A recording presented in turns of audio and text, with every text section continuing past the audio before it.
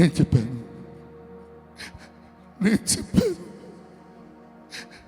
నువ్వు కాకుండా మాకెవరయ్యా? ఖాళీ ప్లేట్ పెట్టుకొని నువ్వు ఇవ్వకపోతే మాకెవరయ్యా?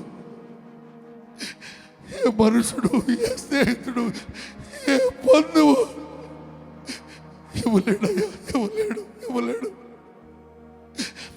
నువ్వొక్కడివే మాకు ఇవ్వగలవని అడిగావు. మనుషుల దగ్గరికి వెళ్ళిన రోజులు వెళ్ళాను, స్నేహితుల దగ్గర చేతులు చాచిన రోజులు చాచాను. ఒక్కడు సహాయం చేయలే. నవ్వి పంపారు, ఎగతాళి చేసి పంపారు, గ్యాలి చేసి పంపారు. ఆకలేసి హోటల్స్ ముందు నిలబడ్డా. 5 రూపాయల ఫ్యాంట్ కోసం, 5 రూపాయల షర్ట్ కోసం సెకండ్ హ్యాండ్ బట్టల షాప్ ముందు నిలబడితే ఎక్కతాళి చేసి పంపించారు కదా. సైకిల్ వేసుకొని వీధుల్లో సువార్త చెప్పి కడుపు కాలిపోతే ఎవరు ఇవ్వట్లేదయ్యా. నువ్వు తప్ప నాకెవరు లేరు అని ఆయన అడిగిన రోజు ఆయన నా దగ్గరకు వచ్చి నాకు సహాయం చేసిన వాడు. మనుషుల దగ్గరికి వెళితే మనకేమి ఇవ్వరు, స్నేహితుల దగ్గరికి వెళ్తే మనకేమి చెయ్యరు. నీ బలం మీద, నీ శక్తి మీద, నీ జ్ఞానం మీద నువ్వు ఆధారపడినంతకాలం, ఇతరుల వైపు చూసినంత కాలం నీ జీవితం లేదు కదా. అందుకోసమే వాళ్ళు మనసు ఎత్తుకొని ఏమన్నా కానీ, ఏమన్నా జరగని, ఏమన్నా అనుకొని ఇంటి పైకి ఎక్కేశారు.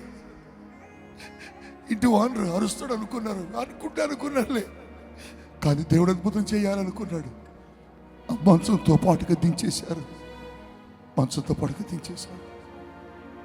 వారి విశ్వాసమును చూసి దేవుడు ఆశ్చర్యపోయాడు.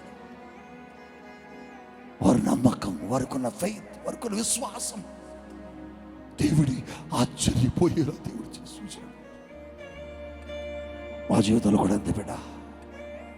మనుషుల దగ్గరికి వెళ్ళినంత కాలం అవమానాలు తప్ప ఏం మిగలే. సంచి తీసుకుని బియ్యం కోసం వెళ్ళిన ప్రతిరోజు వెనక్కి వచ్చారు.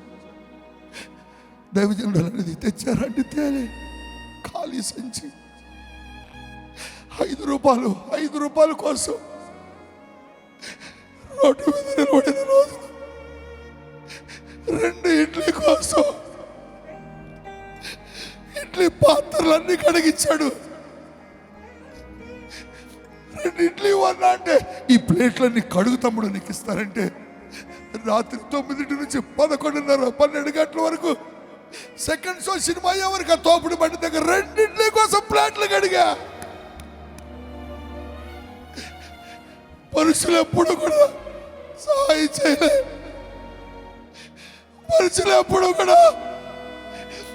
ఎవరు సహాయం చేయలే. ఇంకప్పుడు అనుకున్నాం మేము సత్య సావాలి కానీ ఎవరిని అడగకూడదు అనుకున్నాం. దేవుని తప్ప, దేవుని సన్నిధిని తప్ప, దేవుని చేతుల వైపు చూడటం తప్ప మరి ఎవరిని అడగకూడదు అనుకున్నాం.